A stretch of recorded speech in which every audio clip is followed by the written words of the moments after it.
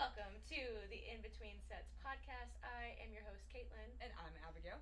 And today we are not going to do a brief check in. We are actually just going to get straight into the episode of the day and talk about nutrition. Yeah, so I had a friend actually give a suggestion, but we've also got a lot of questions since we started the podcast about like a breakdown of nutrition and what that looks like, kind of our tips, tricks, just insight on making nutrition a little bit simpler. So that's kind of why we decided to do that today. And so Caitlin put out a question box and just asked like, what questions do you have on nutrition? I forgot what the actual question was, but something like that. So we're going to start with that and go through some questions, and then, we'll go from there. Yeah, we'll take a deep dive into it and also just give 10 years of experience on our own insight. Take it away, Abigail. First question. Okay, so, should start with Allie. Okay, Allie, leave it to her. Yeah. Are hot dogs are the perfect post-lifting snack, correct? Correct? Yes. I think I put a picture of me just like eating a hot dog and you're like, absolutely, why not? Like, yes. No. No. I want to like settle this bit for a second. Like, I really committed to the hot dog bit and I don't remember when. Okay, but let's back up. It's this everybody takes something so simple and like runs with it. Like, your hot dogs are my giraffes. Yes. Like, okay. And it just like, hold on. Yeah. We have to also back up because Abigail, you like giraffes, I love giraffes. Love giraffes. They're awesome. They're great. Cute. Are they your favorite animal, would Absolutely. you say? Okay. Yeah. So, like, this is also the same thing a little bit for me. I said penguins were like, oh, I love them. They're cute. Mm-hmm. They're my second favorite. First is horse.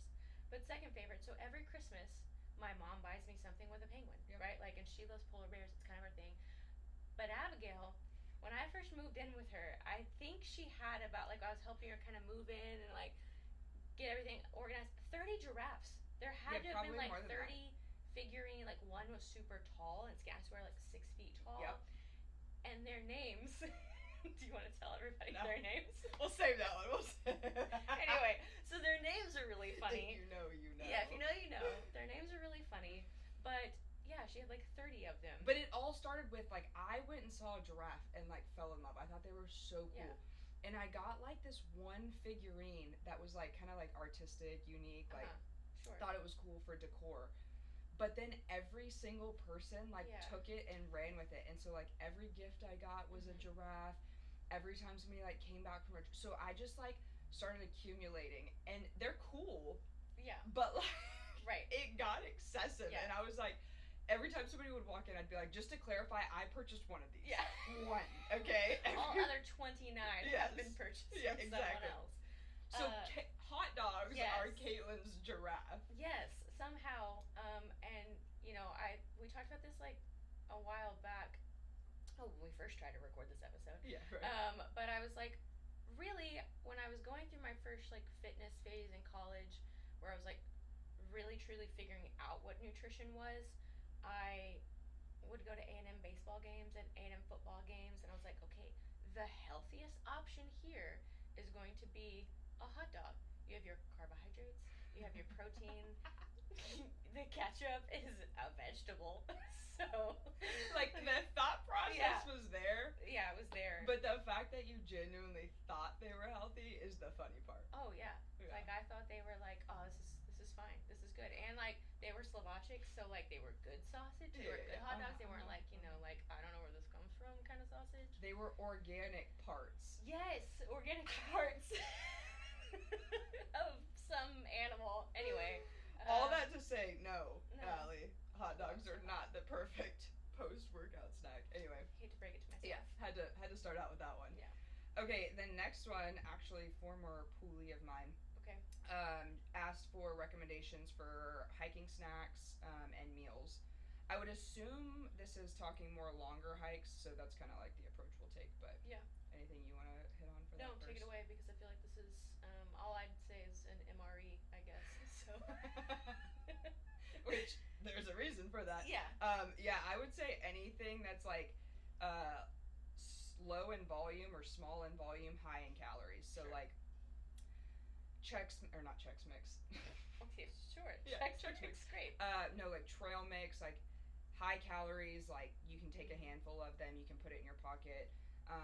Protein bars, Cliff bars, anything that's like not gonna melt, but it's like high in calorie because you are burning a lot of calories, especially if it's like a multi-day hike, something like that. But like that's why MREs are good because they're Good, in quotes. yeah, If you're listening. they're calorie Good. dense. Like one is supposed to last you or have enough calories to last you for a whole day. So literally just anything that you can put in your pocket that's high in calories. Think like what you would eat if you're gonna like train for a marathon, anything like that. That's just gonna sustain you, but it's not gonna like weigh Quick your pack energy, down. Quick yeah, energy like, sources, for sure. and it's not necessarily like how you would fuel yourself for like a marathon or a hike is not necessarily like quote unquote healthy. It's like an energy source. Right. So I would say typically if your hike is longer than an hour, like for sure you're gonna need something. yeah, 100%. But if your hike is like, oh, we're going 20, 25 minutes up, 20, 25 minutes down, 30, like you don't the really elevation's need, not really. Yeah. Remember the hike we took after the marathon in Hawaii? Bruh. Don't give me some Brie. We're like Brie. I know she listens to this too. Yeah. I'm gonna come for you. Yeah, we're like dead legged, and the next day we do like this most vertical hike I've ever. It's like the Dude, it was a mile of straight stairs the after a railroad marathon. something or whatever. I don't remember what it was. Like an old railroad, like because they rode Yeah. steps. And I was just halfway. I'm going. I can't do this. There's no way.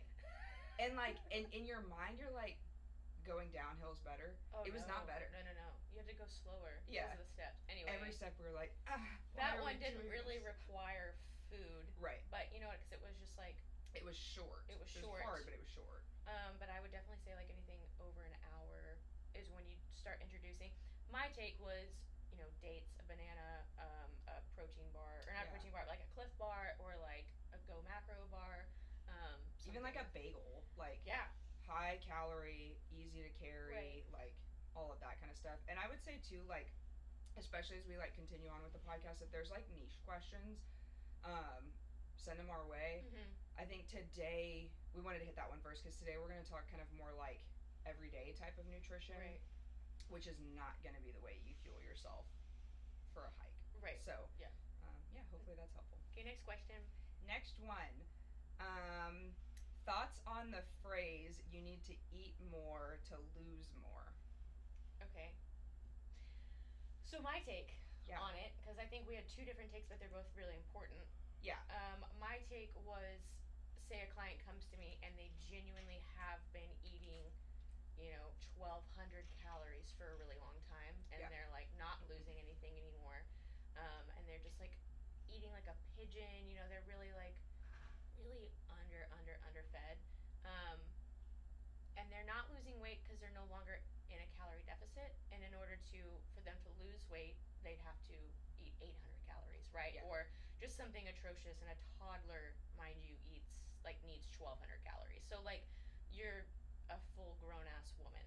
So my thing was, okay, if I can get my client from 1,200 calories to work them up to about 14, and then to about 15, and then about to 16, 17, and then we kind of adjust their metabolism a little bit, which that's such a hot topic word, but just like we're not going to go into that today. That's a whole other episode. But like if I can adjust their metabolism and get their body to a homeostasis where they're like, okay, they're neither gaining nor losing, but they are eating more, then we can start kind of going into a deficit again, and we, i.e., should be eating more to lose more, right? Yeah. That was my take on it. Well, and so I think when we first started talking about that, because I obviously had a hot take where I was like, which I'll get to. Yeah. But I do think there's like validity in that. Yeah. I thought about it kind of after we talked about it, and it's like in a diet culture when it's like you're forever dieting but not losing. Yeah. Because you've worked your way down in so many calories, and so like your new normal, if you will, or your new maintenance is like 1,500 calories. Yeah. It is hard. So you do have to like eat more, get back up to a maintenance before you then can go into and women really struggle with that because they struggle like, well, I don't want to eat more. I don't want to gain more weight. I want to lose the weight that I have, but it doesn't always work that way. Correct. Especially if you've, like you said, dug yourself in a hole of, well, this is my new maintenance. It's like 1450. Well, like That doesn't have to be at all. That doesn't have to be. We can get you up there, but I do want to go into your take. And so even when I first started working with Meg, I remember I was telling you, like, we started out, I can't remember the exact calorie amount, but it was like somewhere around like 1,800, and it took me a while to start like dropping, and then we got to a place where I was at like 2,300 calories and still like dropping your weight. body was recomping, like, for sure. So like there is a point to what you were saying, which I was a little, when we first started talking about it, I was like, I don't necessarily agree with that. So my first take on that was that when I hear you have to eat more to lose more, I'm thinking like when you eat healthier, the volume is higher, so you're naturally eating more, feeling more full, because chicken and vegetables, you can eat like, you can't overeat on that. You eat so much more versus like, a milkshake, a protein bar, like all the processed type of foods, you're eating way less because they're just more calorie dense. Right. That was my initial take. Yeah. The second thing I was gonna say on that is, I don't think that everybody truly is eating as few calories as they think they are, in the sense that, like, at the end of the day, like, if you're in a calorie deficit, you're losing weight. Right. Correct. Yeah. So, like, if you're not losing weight, you're not eating the number of calories you think you are. So, like, I hear a lot of people of, like, I'm only eating, like, 1,200 calories and I'm not losing weight. And I'm like, well, no, you're not. Yeah. Like, no, you're not. Yeah. Because sometimes it's just like a hard reality check where I'm like, okay, you're not counting the creamer you're putting in your coffee, and that's like 300 calories if you're just, you're not counting all of the ketchup and the ranch and all of this stuff, and like all the different oils that are in your food. Yeah, like even what you're cooking with, or your sodas, or like whatever the case may be. Like, no, you're actually eating like 2,000 calories. Victoria and I are coming out with a cookbook this week. Yes, finally. And she was sending me over all the recipes at first, and then I was gonna attach the macros and stuff. Girl is putting like butter in everything, and she doesn't, and that was like why we decided to do it, because she wasn't like measuring anything. She's a cook, so she's just like, she knows what goes in. And I was like, Victoria, I bet you can work with like half of this oil and butter that you're using. And she was like, and Victoria's naturally thin, so it's like something like she really kind of thinks about in that way. But I'm like, girl, if I want to put this out to the world, I can't be having them eat like a tablespoon, 2 tablespoons of butter, or like 2 tablespoons of olive oil, like all this stuff. It was really funny, but like it adds up, right? Because especially in fat, like it's such a more dense macronutrient. So and I get very hesitant, like, with that, because I think that's like a huge thing on social media right now, of like, especially females, of like, you have to eat more, and in my head I'm like, we wouldn't be in this epidemic of obesity if we needed to eat more. Like, that's not what we need to attack first. That's not a and to your point, like circling back to your point, it's we need to eat more of whole foods, right? And not necessarily more in calories. Yeah, exactly. Yeah. Okay. So my take is you probably don't need to be eating more. Yeah. You need to be eating differently, and I see it all the time with like overweight people asking for advice of like, but I'm only eating this much. I'm like, well, no, you're not. Like, you got to be honest with like the calorie count first before then we go into the other things. So that was my hot take on that. Yeah. I was a little more aggressive the first time we talked about it, though, because that one really grinds my gears. She's like, now that I've had time to think about it and process it. Now I'm cool, calm, and collected. Yeah. Okay, next one. Okay, next one. Oh, somebody asked for our hot takes on nutrition. Oh. Abigail's full of those. I am full of them. What was it last time? You were like, am I full of hot takes, or am I just very opinionated? Yes, I know, right? Like, I think maybe both. Yeah.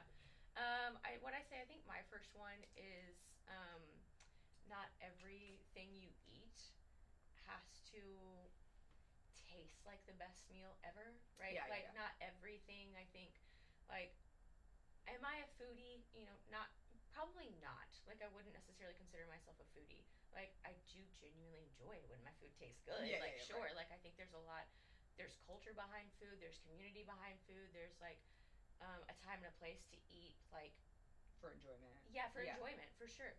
Um, but I think when you have a goal to lose weight or you have a goal to start eating healthier and like it doesn't chicken and rice and broccoli is okay. Yeah. Like put some well, you know me, hot sauce queen. Like I'll put the hottest stuff on there for sure. Right. But like put something on there that, you know, you enjoy, a little salt and pepper, dude, coconut oil and rice goes hard. Like it makes it so good in my opinion. Like I don't know, it just doesn't have to be this like huge deal of like, well, I need it to taste so good or ugh, I'm just not gonna eat it. I'm not gonna eat that. Like, yeah.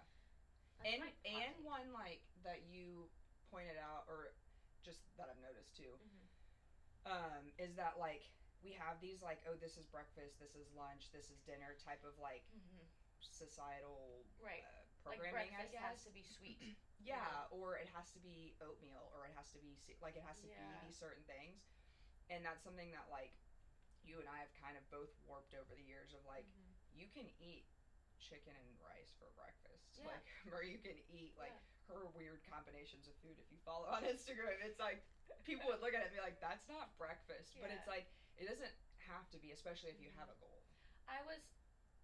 Someone was talking about my breakfast, and they're like, "I don't know how you eat chicken and eggs together," and I was like, "If I put it in a tortilla, would that make you feel better? Because it's a breakfast taco." And they're like, oh, so it's just a deconstructed breakfast taco. I'm like, imagine that. Imagine. I have the kind of the same breakfast every day. I'm kind of a person by habit, right? Or a creature of habit. But like, yeah, it's been eggs with shredded chicken, and Trader Joe's has a really good pre-made chili lime chicken that like I do that. I have a piece of sourdough toast. That was a question I was going to ask you later. I have a piece of sourdough toast with some peanut butter on it, strawberries, a little drizzle of honey. Dude, that's an A1 breakfast. Yes, it's like, great. But it's I've added the chicken because I don't want to like I need more protein, so that's I'm gonna add the chicken. Like anyway, I was gonna ask who your sourdough provider, who your dealer is. Who's your sourdough bread dealer for sourdough? I like farmers markets if I can get to one. Okay. Costco actually has a 3-ingredient sourdough bread that comes in. Essentially, like it comes all plastic sealed. Okay. And then you open it and you bake it, so it's like fresh bread, but it only has 3 ingredients in it. Okay. Obviously, it's not like farm fresh, but I'm not mad about 3 ingredients, and it tastes really good. Okay. So those are the 2 I do. Some like times like Kroger and stuff will have. Yeah, my dealer's Mr. Joe, Trader Joe's, if you will, if you know him by a full name. Mr. Some people are on first name. Yeah. Yeah, Mr. Joe. I do want to be a sourdough. Yeah, I need you to start that. I want to do it. And get some chickens in y'all's tiny backyard so we can have some eggs. Who's your egg dealer? Kyle's clients. It's BS. Man. I know. I need to find an egg dealer. Yeah. Anyway, okay, side note. Yeah, so. What's your hot take nutritionally? Hot take, like she said, I do have a lot, but I'm going to do a different, like, a positive one. Good for you! I'm so proud. My hot take is that I don't think, like, I don't demonize anybody's diet if it's Whole Foods based. Okay. So, like, I think there's, like, a lot of, especially people in the fitness space are, like, super set on whatever their niche is. So, like, if it's macros, if it's paleo, if it's keto, whatever the case may be, like, whatever's worked for them is, like, usually what they preach, and then everything else is demonized. Right. And I just don't think that's the case. Like, I don't personally do keto. Yeah. But am I a fan of it for some people? Like, yeah. If it's sustainable and it works for you, like, go for it. Even, like, vegetarian, that's probably, like, my least favorite one, just because I think it's hard to get protein. But, like, if you're vegan and you're eating whole foods and it's working for you and you're in shape and all of that kind of stuff, then, like, who am I to say it doesn't work? And I think we were talking about, I can't remember her name again. Jordan Peterson's daughter. Oh, yeah. I don't remember her name. Michaela Peterson, which somebody, you might have heard of her, you might not. But she's, like, known for doing this, like, super strict, like, literally all she eats is steak. Because she had all these health issues. And literally that's all she eats is steak. And it cleared up all these health issues that she had. Now, am I a proponent of, like, the average person that comes to me is going to eat nothing but steak. Like, Right. no, but like it clearly worked for her. Who am I to say that like Right, it yeah. doesn't? And so I would just say that like don't demonize a quote unquote healthy diet just because it doesn't work for you, Right. type of thing. Yeah. Like we can all agree that processed foods is not healthy. Right. But like you look at all the countries like that have the highest longevity, none of them eat the same. Right. Like some of them eat Mediterranean, some of them eat paleo, some of them eat a lot of fish, some of them don't eat any meat. Like all this kind of stuff, but they're all really healthy. And what are the things in common? They're whole foods and they move a lot. So it's like and it's natural to them and their area. Right? In their area, and yeah. It's local. Yeah. So like I'm just a fan of whatever whole food type of diet works for you, is sustainable for you. And like I'm not here to say like because it doesn't work for me it's a bad diet or it's not healthy for people. For sure. Yeah. Again, things that I would lean not immediately go to like we've talked about keto, right? Like you're a big fan of carbs. Right. I'm vegan. Like I'm a big fan of people eating healthy organic protein. Right. So I'm not going to necessarily suggest that right away, but I'm also not going to demonize you for sure if it works for you. Well, and then we've talked about before how like we used our own selves as guinea pigs, right? Like I did try keto. You did try keto, and your body was like, I got sick. Yeah, like, absolutely not. I didn't really see that for me. I tried intermittent fasting because I wanted clients to come to me and say, hey, I've done this, it worked for a little bit, or hey, I've done this, it didn't work for me, blah blah blah. How can I assist from where they've been and like what they've maybe they did get like a little success out of carnivore, for example, because they didn't eat processed foods anymore. Right? They stuck to whole foods. Okay, so now how can I help them introduce carbohydrates and still kind of keep something from the diet that they did? Or intermittent fasting, like it's not the best for women for long term, but there are some benefits to it. There's some benefits to fasting for a day or two. Like so I have guinea pigged my own body a couple times just because like, okay, well I want to know how it affected me. I know everybody is different, but like I need to be able to speak from it rather than what you're saying just going, well, carnivore's stupid because blah blah. Well, you know, if it worked for someone or maybe they enjoyed a part of it, well then I want to like continue that into their diet and whatever, see what works for them. And I feel the same way about like intermittent fasting for women. Just done a lot of research on that, and so again, I'm not a huge fan of it. But then I like look at like my mom, for example, who's in good shape. Yeah. Like she's always been pretty fit, and she's like intermittent fast like her whole life, and not intermittent fast because it was like the diet she followed. She's just really not hungry in the morning. Like she's tried eating, doesn't like it. Right. Like feels good, eats from about 10 to 6. And that's just like what her body likes. Sure. And so I don't typically eat until 9:30 and I wake up at like 7-ish. Like I just don't genuinely like want to wake up and immediately eat. Exactly. Like, so but I don't necessarily know that I would call that fasting. You know, like to me a hard fast is like noon to 8 p.m. or even a smaller window of the like small windows. Noon to 4 or noon to 6, like something like that. I'm like, "Oh, I would rather you I not do that." I would rather you not do that. You know, it's pretty not great for our hormones. So, exactly. Our hormones are very different than men's as far as like obviously the cycles that we go off of. So, anyway, do we have another question? Oh yeah, let me see. Okay, last question. I scrolled. Maybe we can get that out. Oh my gosh. Okay, so last question. How do I sort through all the misinformation out there? Everybody has an opinion on something. Sure. I think we were kind of almost segueing into this.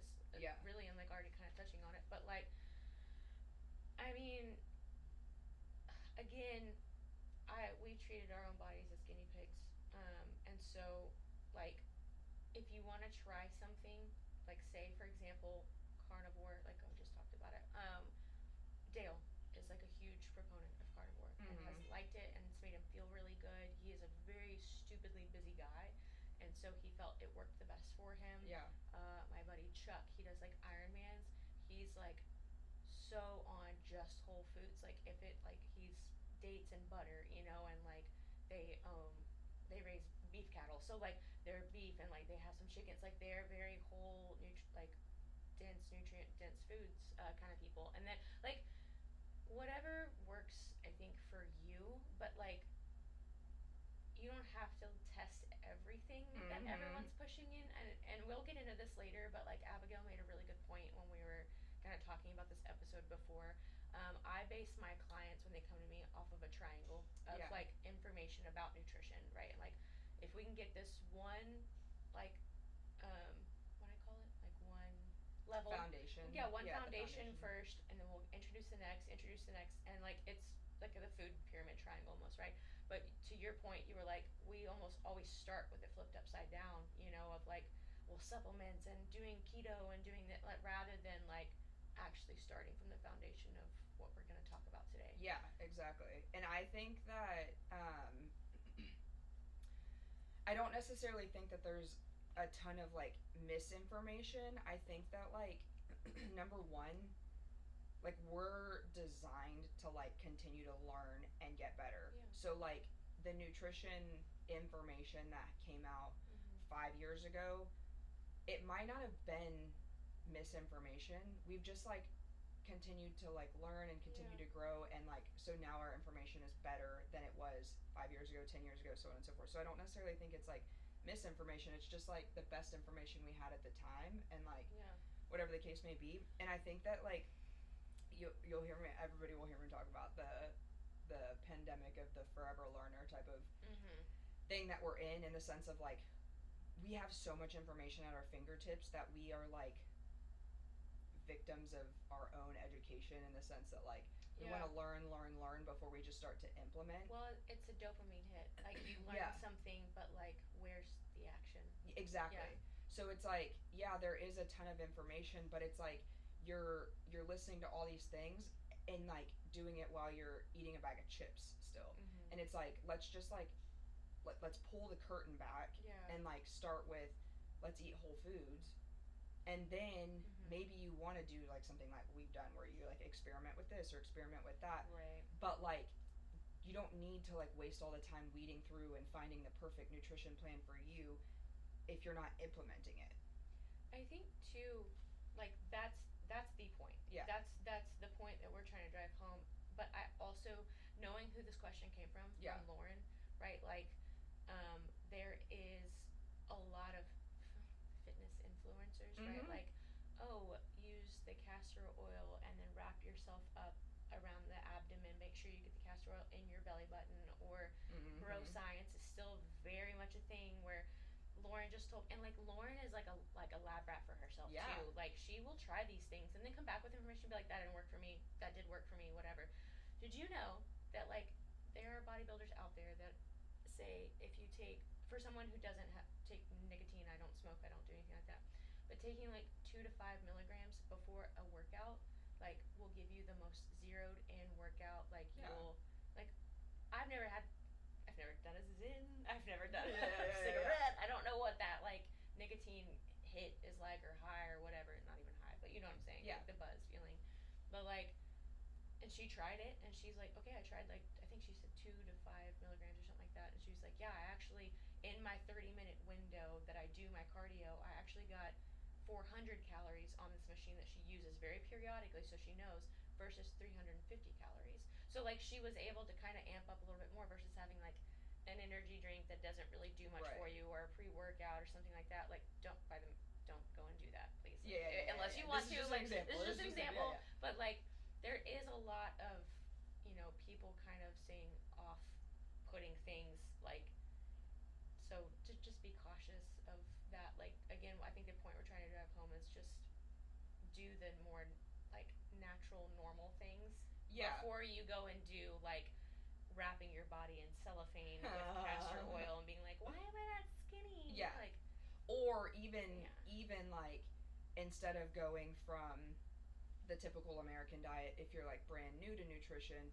to immediately jumping to animal based or Mhm. immediately jumping to keto. Yeah.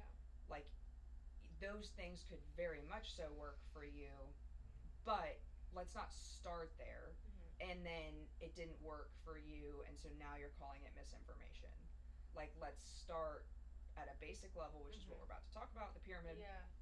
Um, and then slowly move up, because then I think you'll feel like less overwhelmed by things. And as you see a new study pop up or a new idea or a new whatever, it's like, oh, I can experiment with that and see. But it's not like overwhelming, like where do I get started? I think like that's where there's a lot of misinformation, is more of like the question should probably be more like, okay, where do I start with all this information? Yeah. Cool.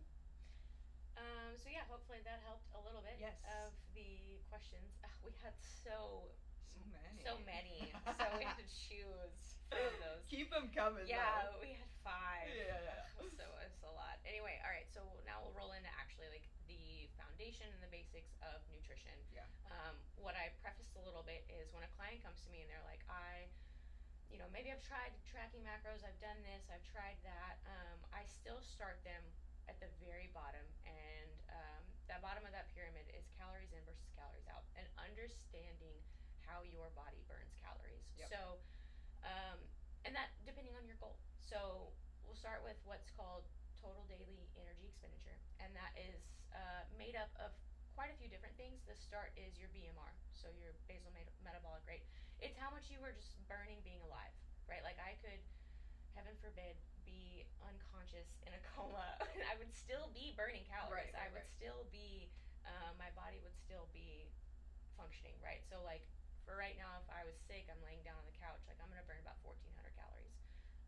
And everybody's is gonna be different based off of how much muscle you have, how tall you are, your age, stuff. like there's a long equation for it. Right.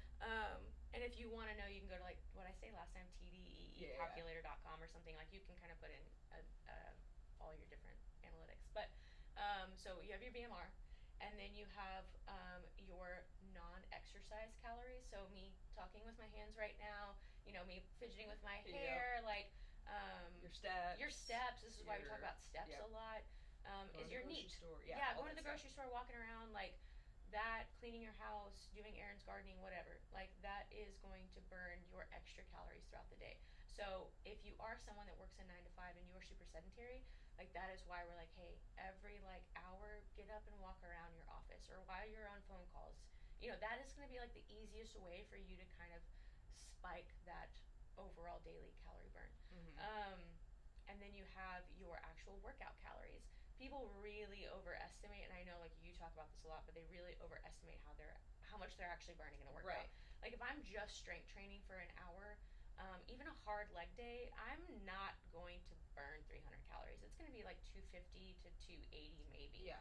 If I'm doing like a pretty like moderate arm day, 180 calories are going to be burned in an hour, 45 minutes.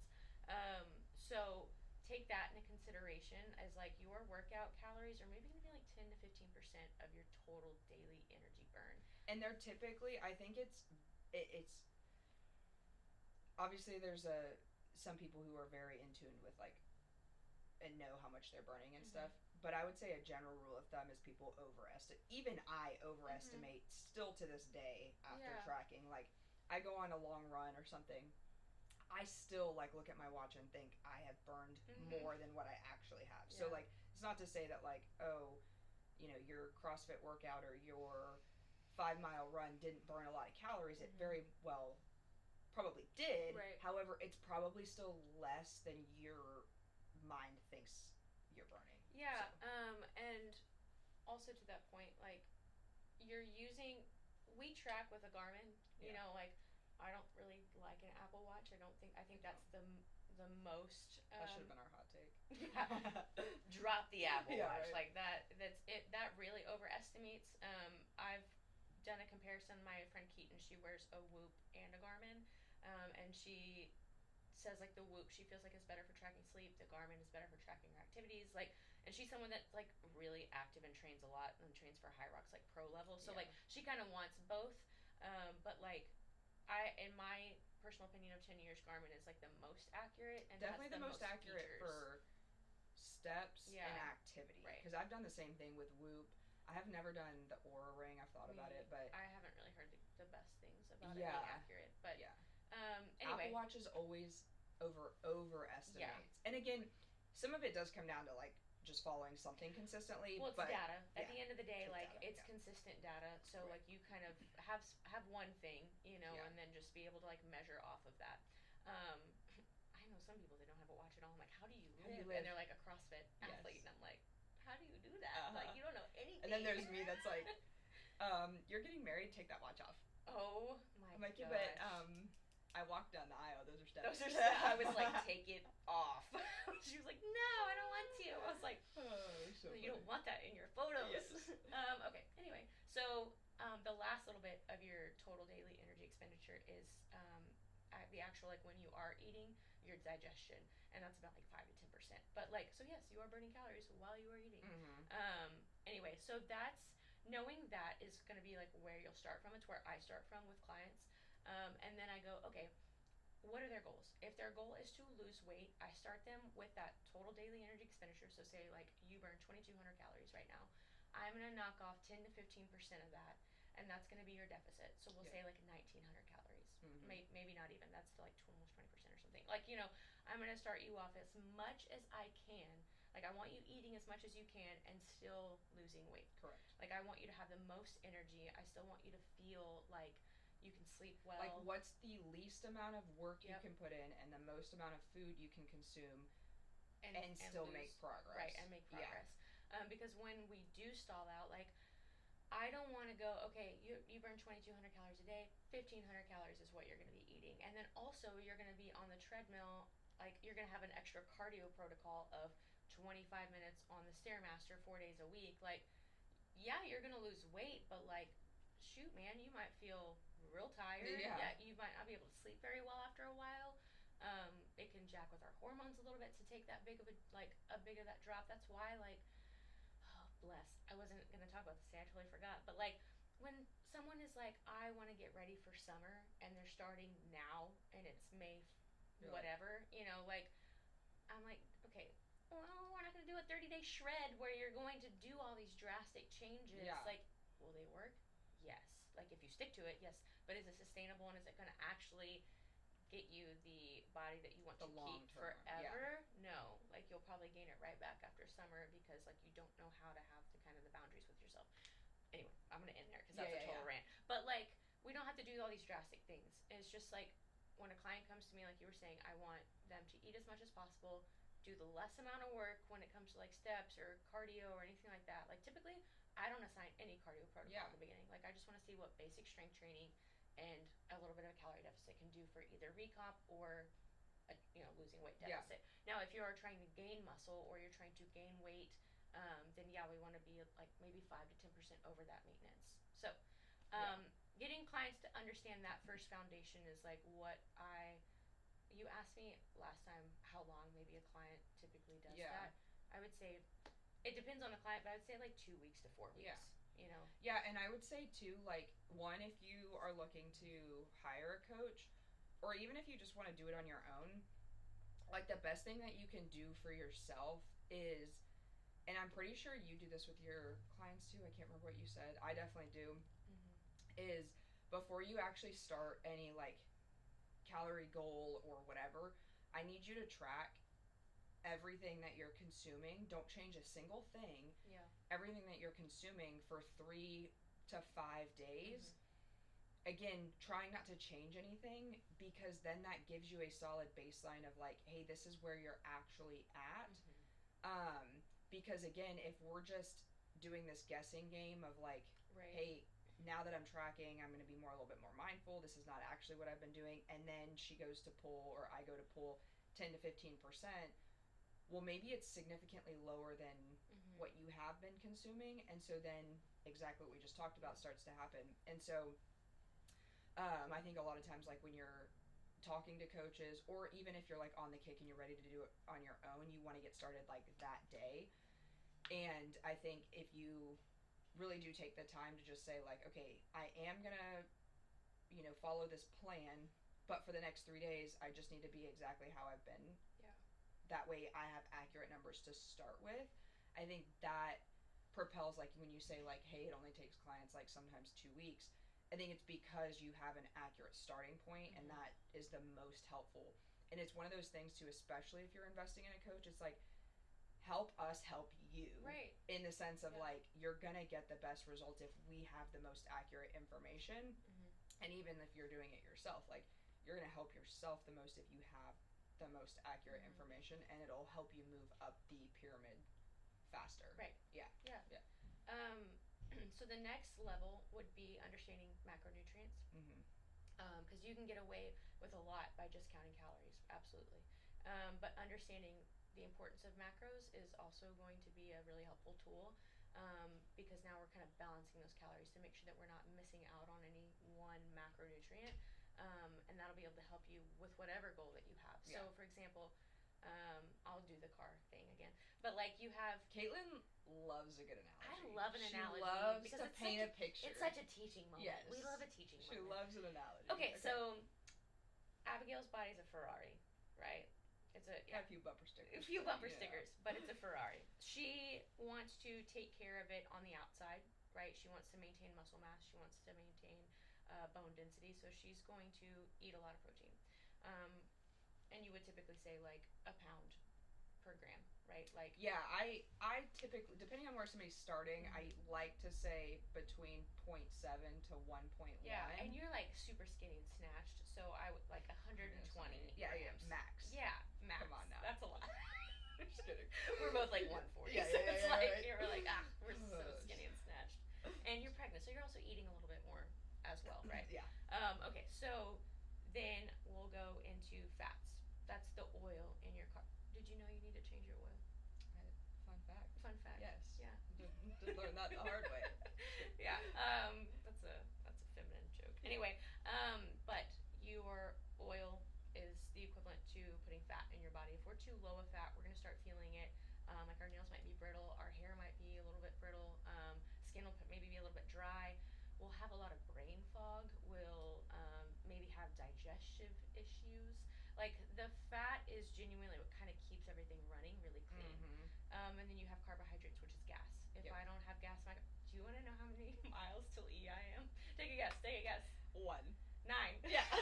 9 miles till E, because I was like driving over here and I was like, should I get gas? No, I'm gonna be late if I do get gas. Like, I got one more trip in me. Yeah, I got one more trip in me. Yeah. I'll just leave after this. Go get gas. The worst. Anyway, so gas is carbohydrates. Like we're not gonna be able to go anywhere if we don't have a lot of carbs in us, which is why you see me probably in August. I'm not gonna have a lot of fat or carbs in my, so I'm gonna be just like a zombie, right? Like, so I had a client in Beefy Babes. I don't help with nutrition in the Beefy Babes Club, but if you want to ask a question, and Ellie or I will address it. Yeah.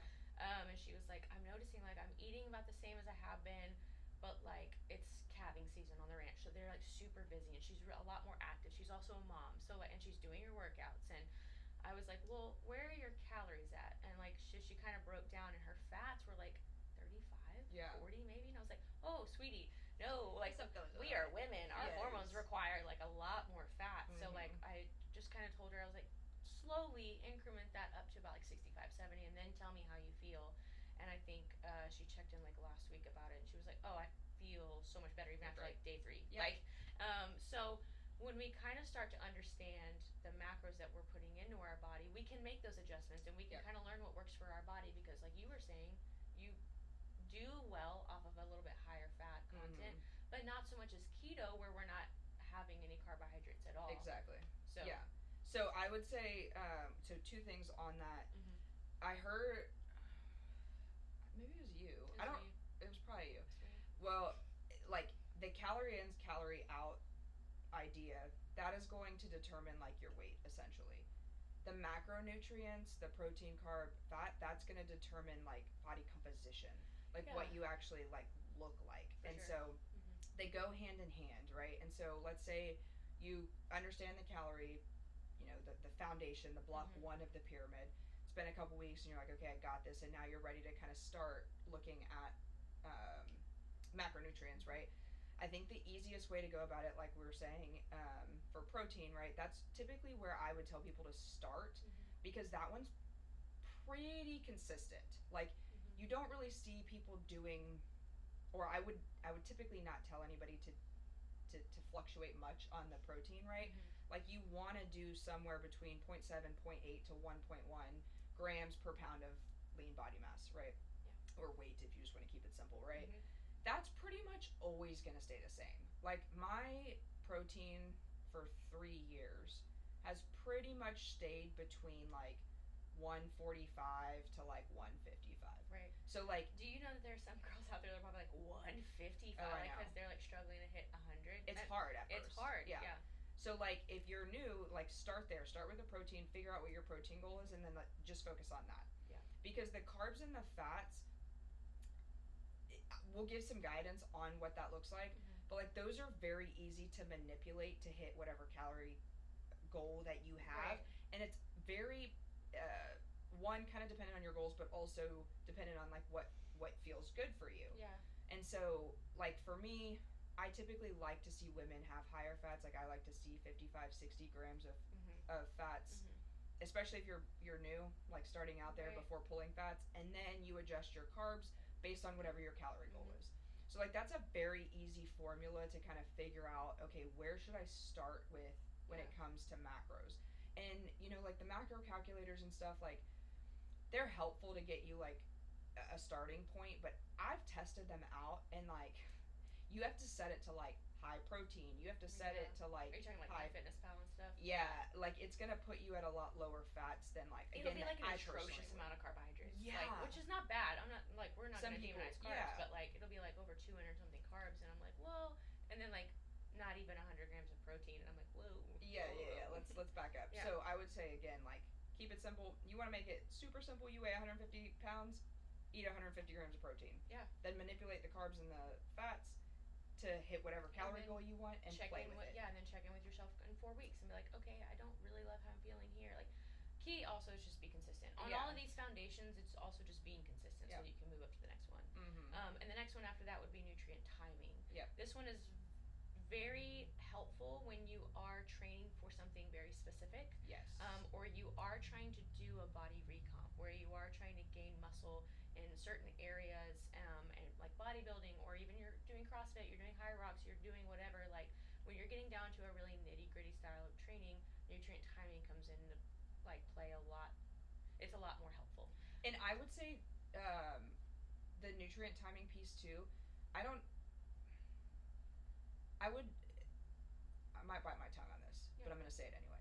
Yeah, I would say that, I know, right? I would say that it doesn't necessarily affect your body comp a ton, as it does like how you feel and like your energy and things like that. Like, yeah, I'm sure there is some studies that somebody's gonna come at me with like nutrient timing, blah blah blah. But I would say, like, for the Gen Pop, it's going to help with like energy, how to get the best workout you possibly can, how to feel the best at work. I was gonna say, to your point, like, yes, it's going to help how you feel in your workout, which in turn would be best for body comp, because you're getting the most out of your lift. So yeah, they go hand in hand. For sure. So what I always say is to do a carb sandwich. Like, let me back up. So we'll do protein, and like, say you are eating 120 grams of protein. The best way to do that is to spread that evenly throughout the day. So divide 120 by 5 or 4 meals, whichever one that you're kind of wanting to stick to, and that should be like, boom, that you should be having like 20 to 25 grams of protein in every meal. Cool, that takes care of that. Carbohydrates. When is your workout? So when a client does come to us, if they're working out in the morning, well, then I'm going to have them eat, maybe a banana with half of a protein shake before. Maybe they'll finish the protein shake and banana like kind of right before they get to their workout, or maybe finish the protein shake like intra, or then finish it after. And then they go home and they eat a little bit like a bagel, like a more carb dense breakfast with moderate protein, minimal fat. And then as their day goes on, they are lowering their carbohydrate intake and increasing their fat. So that at the end of the day, they're probably at a very moderate fat, moderate protein, very low carb. Or if their workouts will flip that at the end of the day, like 5 p.m., well, then they start with a more higher fat content with protein. Then we're trickling down the fat and introducing carbohydrates around like lunchtime, and then, having that carb sandwich where we're having a lot more carbs before the workout and a lot more carbs after, because we want to fuel our workout, but we also want to replenish glycogen storage, and we also want to repair our muscles a lot faster. So that's why the carbs come in handy, right? The gas. 100%. So that's nutrient timing, and it's a little bit more difficult for people to understand, like, and get really down to the nitty gritty unless they've kind of been doing this for about 12 weeks. Yeah. Is when I say like nutrient timing really comes into play. And I would even even say, and this is not the right answer because I was not the world's best client, right? But like, the time that you spend in each of these blocks is going to be very dependent on you, what you're comfortable with. Like, I spent a lot of time in the macronutrient block. Like, her and I talked about this, of like, that was just hard for me. That was like, just, it took time to like, for it not to feel like a burden, for like me to understand, for me to be okay with like, so on and so forth. And so for me to go from the macros to nutrient timing it just took more time. Right. But then by the time it got to that point, the nutrient timing it clicked very quickly because I spent enough time understanding like macros and like, okay, why? And then you do it a couple times and you're like, oh, I do feel better. I don't feel groggy at work. Like, if I'm going straight to work in the morning and not doing a workout, and I eat a big bowl of oatmeal, I am dragging all morning, right? Versus I have steak and eggs, like, I felt freaking awesome. Yeah. So that will come again with time. I don't think it's actually like super complicated, like the nutrient timing. It's just not as important. Well, that's why it's higher. It's up. higher, and it is getting down to like the nitty gritty if you want to be really on top of everything. Exactly. It's not a huge key element. One. Yeah, it's not a huge key element, but like, again, if you are trying to get the best out of a workout for specific goals like bodybuilding, CrossFit, high rocks, whatever I said in the beginning, marathon training, like, those are things that you do need to take into consideration because you want to fuel your workout and you want the best results. Yep. The last one, which is what Abigail says that most people start with, is like supplements, vitamins, really, really nitpicky things. Like, if you're deficient in something, well then, like, okay, vitamin D, like, do I take of course you take a multivitamin, like, you get into reds and greens, powders, you get into like all that other stuff, and it's important. Like, I'm not gonna say that it's not, but if you're taking care of steps 1 through 3, then we're just really kind of dialing in on the really specific stuff, like hormone health and like function and like, but most people like to start there. Well, and the reason we say that is because like there are going to be gaps in your nutrition. Yeah. Like, everybody's very different. I typically do have to have a protein shake. Like, I don't love it. I do prefer meat, but like, it's just like reality. Why don't you have chicken and peanut butter and banana honey like I do?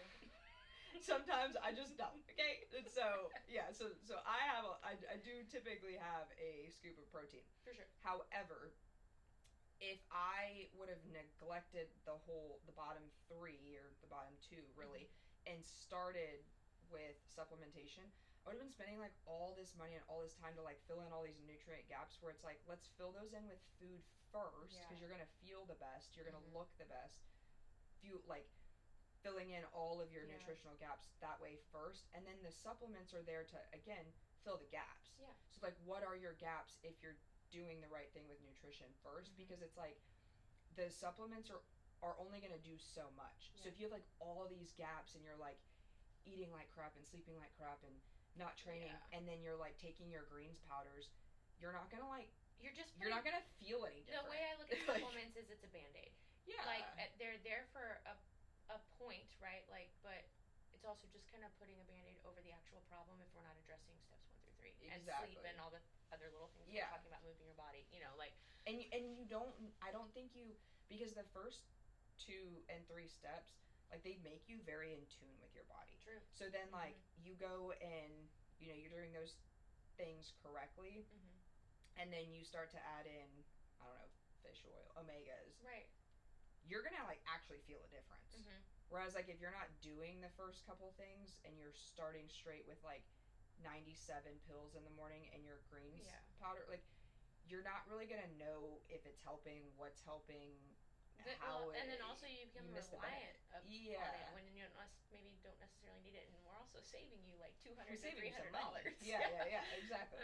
Like, I love a good electrolyte supplement for sure. Like, I have one a day, because I know that I don't drink enough water right now, so I just also want to make sure that I'm good. Like, but again, they're not maybe necessary. It's there to fill in the gaps. It's not there to like build a foundation on. Right. I think that's like. End it there. Bye. See ya. That was great. That's a clip in itself. Yeah, right. So that's pretty much kind of what we're gonna, like, what we wanted to cover on on nutrition, um, I will say this is not a forever thing, right? Counting macros and like tracking your calories and doing all of that is not a forever thing. You can get to a point where you do intuitively eat. And people often ask me, like, I think I intuitively ate for like 2 to 3 years before I started bodybuilding, because obviously that is very specific. Like, you have to be really detailed. But, like, you intuitive eating to me is I've spent all of this time, because you don't know what you don't know. Yep. I spent all of this time tracking and understanding what was in the food that I enjoy, and I still drank a Starbucks, sweet cream. What is it? Vanilla sweet cream cold brew that I used to get. Yeah, sugar-free vanilla. Like, like I still would have those in my diet so that I knew what I was eating, though. Like, I knew that I was like, and then maybe a week I would like kind of check in. I know that you do this, where like you'll check in to see where you're at and be like, ooh, I've been having too many sweet treats lately. Like, okay, I'm gonna pull back the reins a little bit and get rid of that, so I can kind of keep my body in maintenance, keep my body healthy, and kind of keep it in check. Yeah, exactly. And I would say too that, like, counting macros and stuff is like sometimes like time consuming, or feels like restrictive, or like some people get like very obsessed with like hitting the numbers. And obviously, like, you can go back and listen to other podcasts about like extreme mindsets and like things like that, but like there's nothing wrong, and it's not like restrictive to like every once in a while track. So like you track to understand and like be in tune with your body and understand um, portion control and like all of that kind of stuff, so that you're able to like live in a little bit more freedom. And then every once in a while it's just there of like, I know how to do it, let me just like check myself. And like we talked about this a little bit of like, even now, like, I'm pregnant, I do have like macros that I try to hit, but like, let's be real, like that did not happen every day. Right? And so, but there are days that I go and I plug in my food, and it's not because I'm like trying to lose weight right now, obviously. Right. Like, not trying to do that. But it gives me of like, okay, where am I at? Like, am I eating enough? Am I eating enough protein? Or am I way over eating carbs, which is typically what's happening right now, right?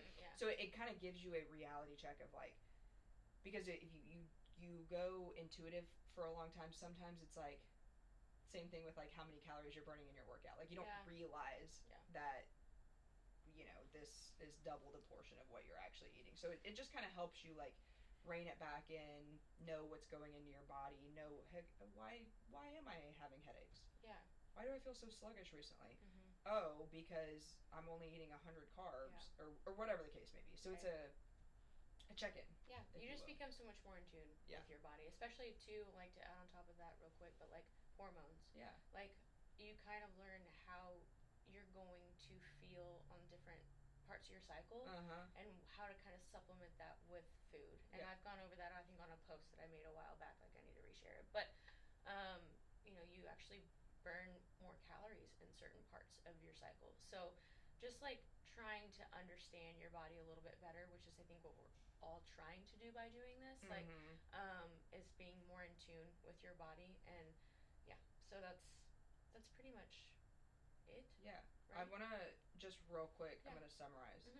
So pyramid, that's what everybody's the goal is, right? Starting out for a week or two with understanding your calorie expenditure and like what's going into your body. How much are you eating? How much are you burning? In and out. In and out.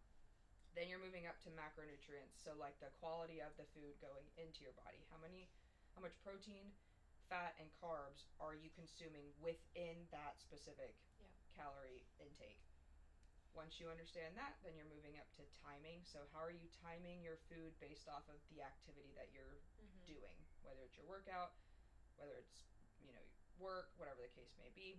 So understanding that in order to have like the most amount of energy, the best output for your day. And then step 3, supplementing for any nutritional gaps or any issues that you're having. So supplements are there for exactly that, to supplement whatever gaps that you have in nutrition. You follow that pyramid, you're gonna best results. You're and understand your body the most. So that's nutrition. If you have any questions, continue to ask away, especially if they get more niche or more like, well, I've been struggling trying to get more protein in, or I've been whatever, like, drop them and we can try to help as much as possible.